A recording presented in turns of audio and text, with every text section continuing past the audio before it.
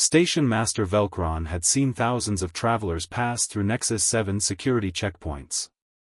The orbital hub serviced 70 species across 12 sectors, and nothing surprised him anymore. Or so he thought, until the human walked through the biometric scanner. The man was unremarkable at first glance, average height for a human, weathered face, dark hair graying at the temples. He wore a simple jumpsuit and carried a single duffel bag. But when the scanner registered his biosignature, every screen in the security station turned red. "Hold," Velcron commanded, his 3 hands moving instinctively toward his sidearm. "Sir, please remain still." The human stopped, completely calm. His hands stayed visible. No tension in his posture. Like he'd done this 1,000 times before. Velcron's secondary officer, a young Korvaxian named Trell, stared at his screen with widening eyes. "Station Master, the database, it's flagging him as..." "I can read it," Velcron interrupted, his voice tight. The classification was clear: Planet Killer Survivor. Threat Assessment, Extreme Caution. "Sir, I'm going to need you to step into the secondary screening area," Velcron said, trying to keep his voice steady. "Of course." The human's voice was quiet, almost gentle. He moved to the indicated room without protest. Velcron followed, his mind racing. Planet killer events were the galaxy's worst nightmare, extinction-level attacks that sterilized entire worlds. In 4,000 years of recorded history, only 6 had occurred. The survival rate was less than 1%. In the private screening room, Velcron activated the medical scanner. "I apologize for the intrusion, but protocol requires." "I understand," the human said, and began removing his jumpsuit. What the scanner revealed made Velcron's breathing apparatus seize. The man's torso was a roadmap of devastation. Burns that could only come from atmospheric re-entry. Surgical scars from emergency field medicine. Impact trauma patterns consistent with debris strikes. And across his chest, the distinctive radiation scarring that came from proximity to a stellar-class weapon discharge. The database wasn't wrong. This man had survived the unsurvivable. New Terra, Velcron whispered, the name coming to him from the historical files. "You were there when the Draxluan Collective used the solar collapser." The human, his ID read Michael Chen, civilian contractor, nodded slowly. 17 years ago. I was on the surface doing mining surveys when they fired. 17 years.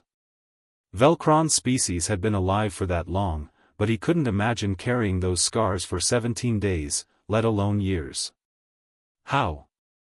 The question escaped before he could stop it. The report said New Terra was vaporized in 47 seconds. 14 billion people. The evacuation ships couldn't even launch before the shockwave hit, Michael finished. "I know. I was supposed to be on one of them." He touched the scars across his chest unconsciously. "I was underground when it started. 3 kilometers down in Survey Tunnel 7. The planet's crust became our shield, at least for the first wave. There were 43 of us down there.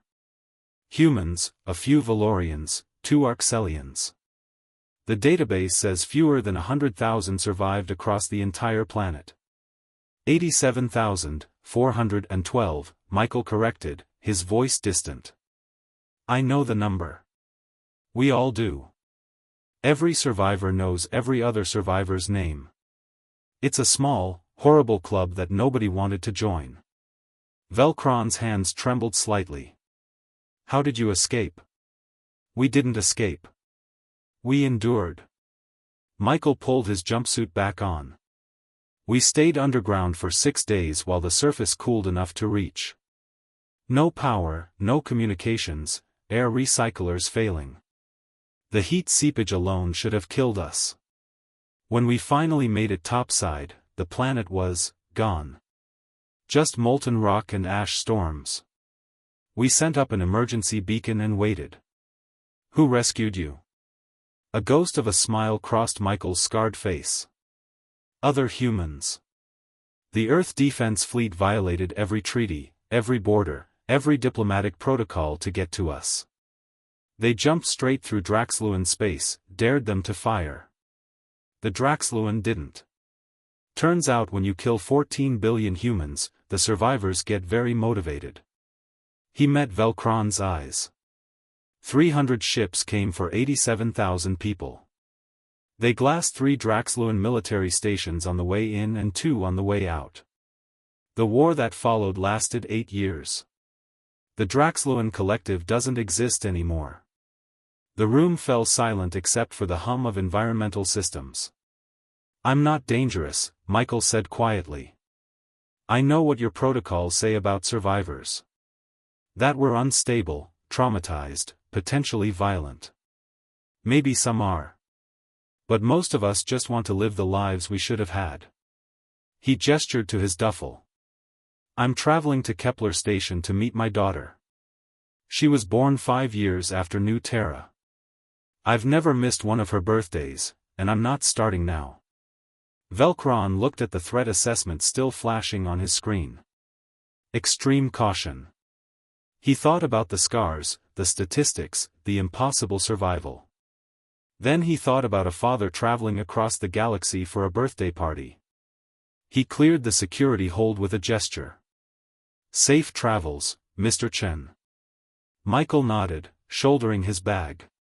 At the door, he paused. "Station Master? That flag in your database, the Planet Killer Survivor Warning? It's not wrong to be cautious. But remember, we didn't survive because we're dangerous. We survived because we refused to give up. There's a difference." After he left, Velkron pulled up the full historical file on New Terra. He read about the survivors, how they'd rebuilt their lives, formed support networks, advocated for stronger planetary defenses. How they'd turned their trauma into purpose. He found Michael Chen's name in the records. Former mining engineer. Lost his wife and parents in the attack. Testified before the Galactic Council about weapons proliferation. Now worked as a civilian consultant on evacuation protocols. The scars across his chest weren't marks of violence. They were marks of endurance. Of refusing to let horror define him. Of choosing to live despite having every reason not to. Velkron updated the security protocols that night. The Planet Killer Survivor flag would remain, it was important information. But he added a note that would appear alongside it. These individuals have survived the unsurvivable. They carry their scars with dignity. Treat them with the respect that resilience deserves. Somewhere on the station, Michael Chen bought his daughter a birthday present and smiled at the shopkeeper, his scars hidden beneath his jumpsuit but carried without shame. Because survival wasn't something to be ashamed of. It was something to honor.